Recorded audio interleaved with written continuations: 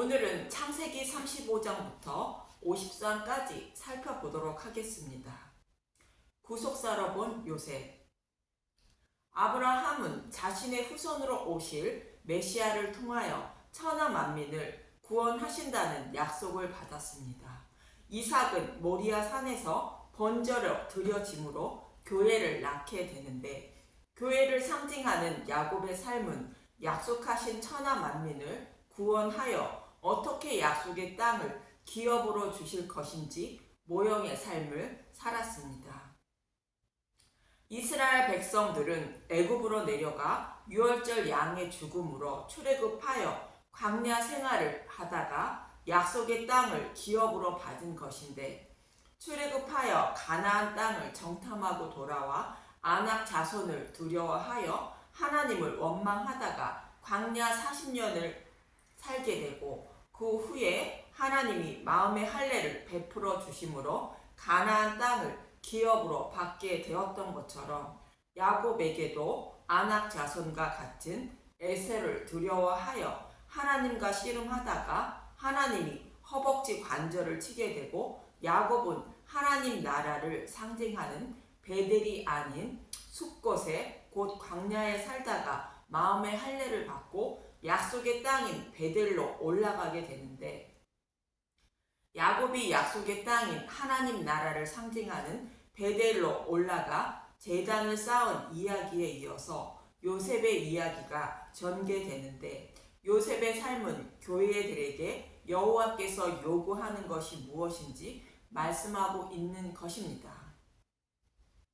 가나안 땅에 들어가는 이스라엘 백성과 그의 후손들에게 여호와께서 요구하는 것이 무엇인지 모세는 신명기에서 잘 말해주고 있었던 것처럼, 요셉의 이야기도 복음의 말씀을 듣고 예수님 앞에 나온 자들에게 여호와께서 요구하는 것이 무엇인지 잘 말해주고 있는 것입니다. 참고로 신명기는 자신을 바로의 노예에서 구원하신 유월절 양인 예수님을 잊지 말라는 내용입니다. 야곱이 베델에서 제단을 쌓고 에브랏에 이르러 라헬이 베냐민을 낳게 되는데, 라헬이 먼저 낳은 요셉은 대속 제물로 죽으시고 부활하셔서 하나님 우편에 앉으신 예수님의 모형으로 애굽의 총리로 일을 하게 됩니다.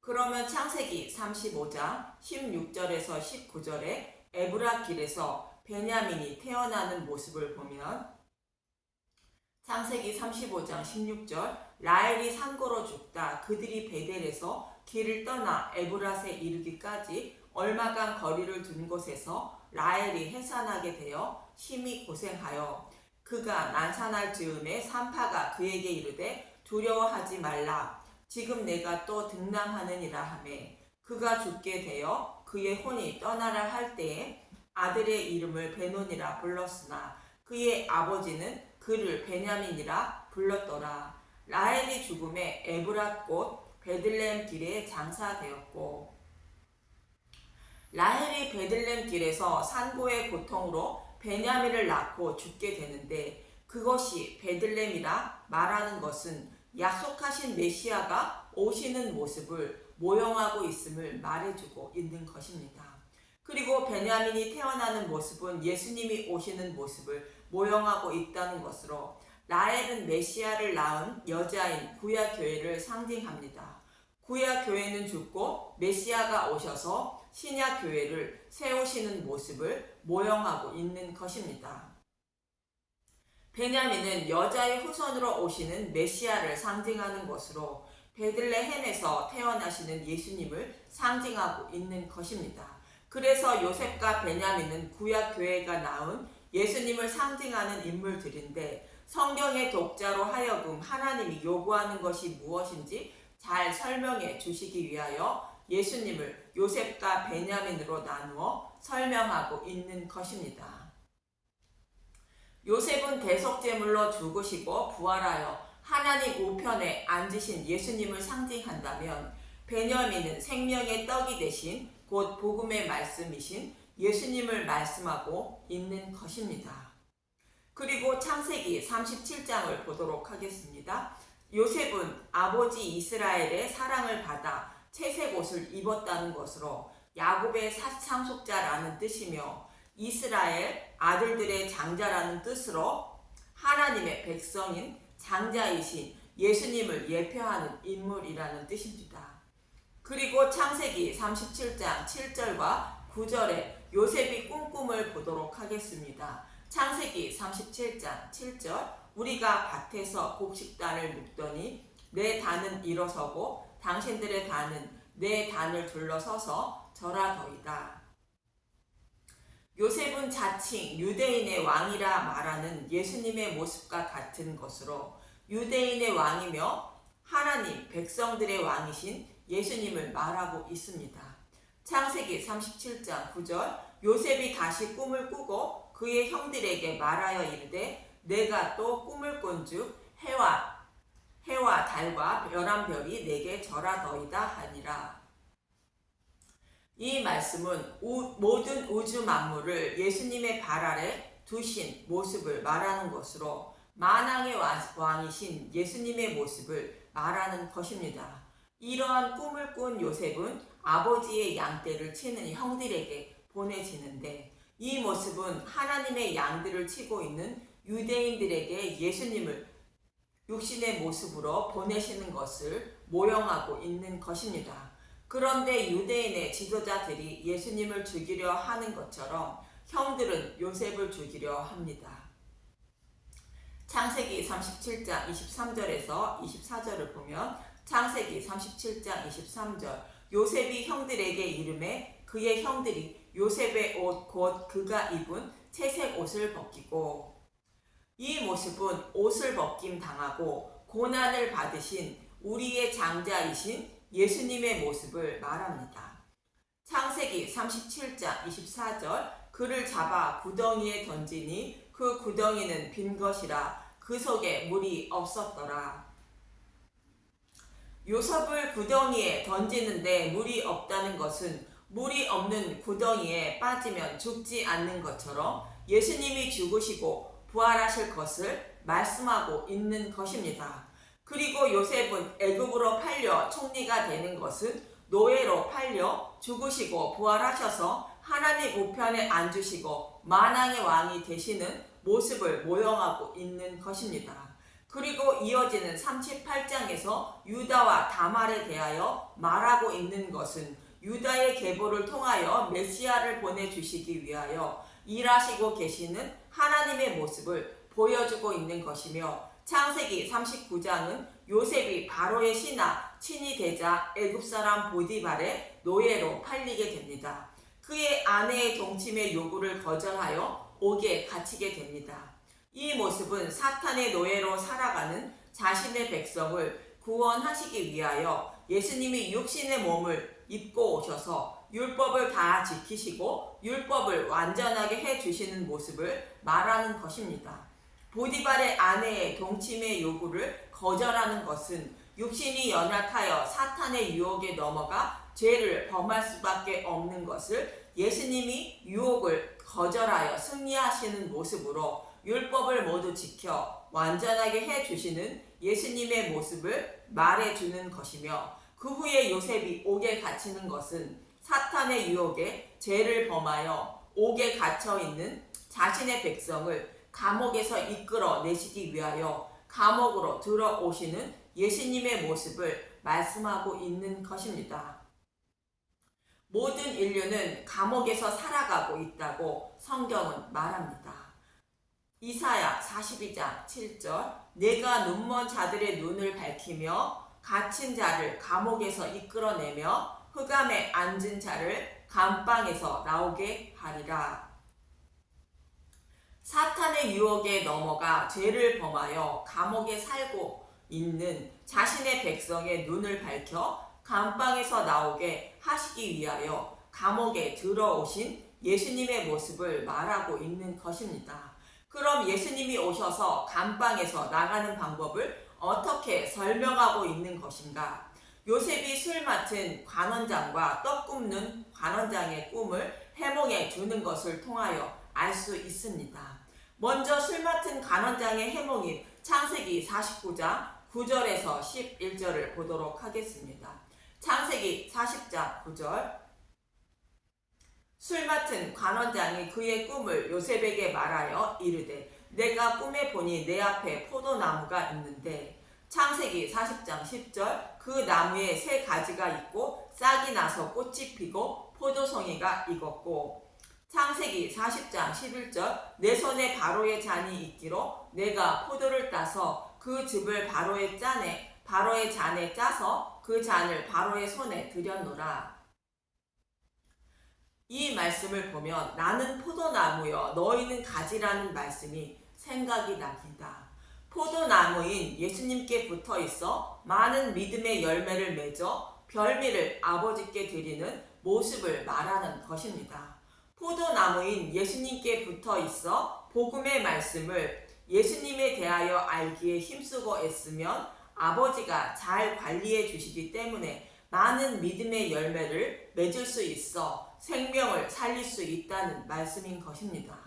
그런데 떡 맡은 관원장의 꿈은 창세기 40장 16절에서 17절을 보면, 창세기 40장 16절. 떡 굽는 관원장이 그 해석이 좋은 것을 보고 요셉에게 이르되 나도 꿈에 보니 흰떡 세 광주리가 내 머리에 있고 맨 윗 광주리에 바로를 위하여 만든 각종 구운 음식이 있는데 새들이 내 머리의 광주리에서 그것을 먹더라.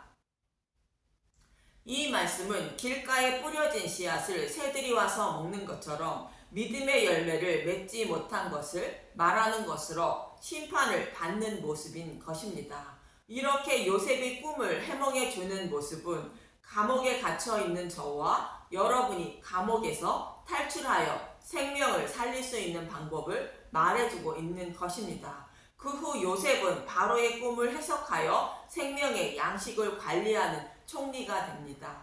이 모습은 예수님이 부활하셔서 하나님 우편에 앉아 만물을 다스리는 모습을 말합니다.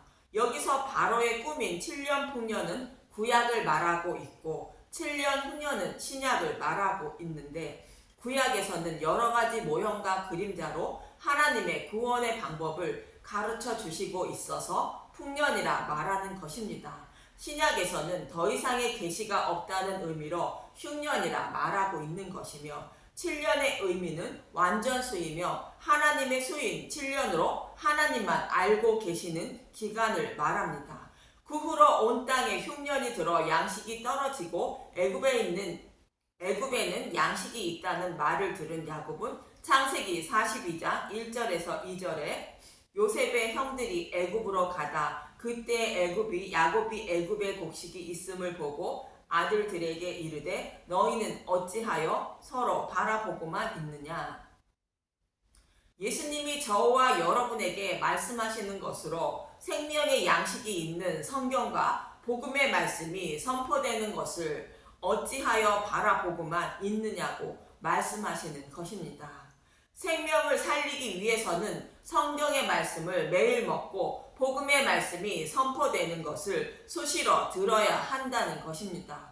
창세기 42장 2절. 야곱이 또 이르되 내가 들은즉 저 애굽에 곡식이 있다 하니 너희는 그리로 가서 거기로 우리를 위하여 사오라. 그러면 우리가 살고 죽지 아니하리라 하매, 너희는 어찌하여 서로 바라보고만 있느냐고 말하며 애굽에 가서 양식을 사오면 우리가 살고 죽지 않는다고 말합니다. 그렇습니다. 생명의 양식을 가지고 있는 예수님께 나아가지 않으면 우리의 생명은 죽을 것이요 양식을 사오면 생명을 살릴 수 있는 것입니다. 여러분은 생명의 양식을 얻기 위하여 예수님께 나아가고 계십니까? 예수님에 대하여 알기를 힘쓰고 있으며 살아가고 계십니까? 이 말을 듣고 요셉의 형들은 애굽으로 생명의 양식을 사러 가고 베냐민은 아버지와 함께 집에 머물게 되는데, 창세기 42장 17절에서 20절을 보면, 창세기 42장 17절. 그들을 다 함께 3일을 가두었더라. 사흘 만에 요셉이 그들에게 이르되 나는 하나님을 경외하노니 너희는 이같이 하여 생명을 보전하라. 너희가 확실한 자들이면 너희 형제 중 한 사람만 그 옥에 갇히게 하고 너희는 곡식을 가지고 가서 너희 집안에 굶주림을 구하고 너희 막내 아우를 내게로 데리고 오라. 그러면 너희 말이 진실함이 되고 너희가 죽지 아니하리라 하니 그들이 그대로 하니라. 요셉이 형들을 3일 동안 감옥에 가두고 사흘 만에 막내 아우를 데리고 와 생명을 보전하라는 것은 나는 감옥에 갇힌 사형수임을 잊지 말고 예수님의 죽으심과 부활을 기억해야 생명을 살릴 수 있다는 말씀인 것입니다. 마치 술 맡은 관원장의 꿈과 같아야 감옥에서 나가 생명을 살릴 수 있다는 말씀입니다. 복음의 말씀을 마음속에 간직해야 한다는 말씀으로 생명의 말씀 대신 복음의 말씀을 상징하는 베냐민을 데리고 와야 생명을 보존할 수 있다는 것입니다. 그리고 생명의 양식을 주어 그들을 보내게 되는데 이 말씀은 생명의 양식인 성경의 말씀을 아무리 연구하고 읽는다고 해도 성경의 말씀 속에서 복음의 말씀인 예수님을 찾아내지 못한다면 생명을 살릴 수 없다는 의미이며 성경의 말씀 속에 감추어진 복음인 예수님을 찾아 알아야 한다는 말씀인 것입니다. 마치 유대인들의 모습과 같은 것으로 요한복음 5장 38절에서 39절을 보면 요한복음 5장 38절 그 말씀이 너희 속에 거하지 아니하니 이는 그가 보내신 이를 믿지 아니함이라. 너희가 성경에서 영생을 얻은 줄 생각하고 성경을 연구하거니와 이 성경이 곧 내게 대하여 증언하는 것이니라. 예수님의 말씀과 같이 성경의 말씀 속에서 복음의 말씀인 예수님을 찾아내어 내 속에 거해야 믿음에 이르게 되고 생명을 살릴 수 있다는 것입니다. 교회에 나온다고 모두 구원받는 것이 아니라는 뜻입니다. 이렇게 말하고 양식을 주어 베냐민을 데리고 오라며 형들을 보내는데 양식의 값은 도로 돌려주는 것으로 생명의 양식은 돈 없이 값 없이 와서 사먹는 것으로 생명의 양식의 값이 너무 엄청나서 영원히 마련하지 못하기 때문에 누구나 돈 없이 값 없이 와서 사먹게 하신 것입니다. 그 후에 요셉에게서 사온 양식은 떨어지고 다시 양식을 사기 위하여 베냐민을 데리고 애굽으로 내려가게 됩니다. 창세기 43장 29절에서 30절을 보면 창세기 43장 29절 요셉이 눈을 들어 자기 어머니의 아들 자기 동생 베냐민을 보고 이르되 너희가 내게 말하던 너희 작은 동생이 이 아이냐. 그가 또 이르되 소자여 하나님이 내게 은혜 베푸시기를 원하노라. 요셉이 아우를 사랑한 마음이 북박쳐 급히 울 것을 찾아 안방으로 들어가서 울고 이 모습은 저와 여러분이 예수님을 영접하고 하나님께로 돌아온 모습을 보고 기쁨의 눈물을 흘리고 계시는 예수님의 모습을 표현하고 있는 말씀인 것입니다. 그리고 요셉은 형들에게 음식을 차려 먹게 하고 양식을 자루에 넣어 베냐민의 자루에는 요셉의 잔인 은잔을 넣게 하는데 은잔은 예수님의 대속의 잔을 말하는 것으로 형들이 베냐민을 데리고 오므로 요셉과 화목하게 되었다는 것으로 베냐민이 우리의 죄를 대속하여 주신 예수님을 상징하는 인물임을 말씀해 주고 있는 사건입니다.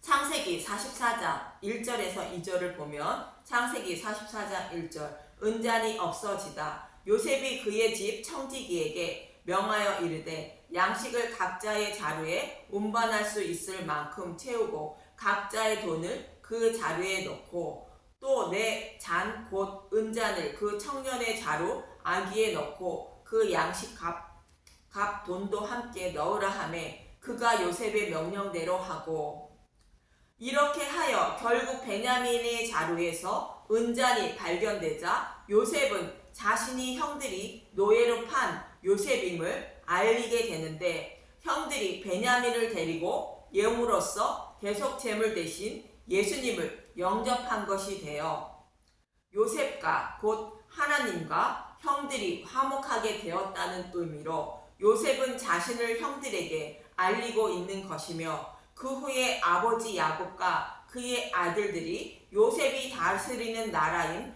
애굽으로 들어가는 것은 예수님을 영접한 자들이 영원한 삶을 위하여 하나님 나라에 들어가는 것을 모형하고 있는 것입니다. 저와 여러분의 구원도 동일하게 성경의 말씀 속에 숨겨진 복음의 말씀인 예수님을 찾아내어 마음속에 거하게 하여 믿음에 이르러야 하나님과 화목하게 된다는 말씀을 하고 있는 것입니다. 그래서 저와 여러분은 매일 우물가인 성경의 말씀과 복음의 말씀이 선포되는 교회를 찾아 예수님을 만나 영접하여 예수님과 한 몸을 이루어야 한다는 말씀인 것입니다. 그래야 저와 여러분이 구원을 받을 수 있다고 성경은 말씀하고 있는 것입니다. 이처럼 교회인 저와 여러분에게 하나님이 요구하는 것은 나의 죄를 계속하여 주시고 나의 생명을 살려주신 분이 예수님임을 생명의 양식을 먹고 깨달아 하나님의 심판대에 예수님의 손을 잡고 나아가야 생명을 보존할 수 있다고 말씀하고 있는 것입니다. 그런 저와 여러분이 되시길 바라며 다음 시간부터는 창세기 1장 1절부터 은혜의 말씀을 나누도록 하겠습니다. 감사합니다.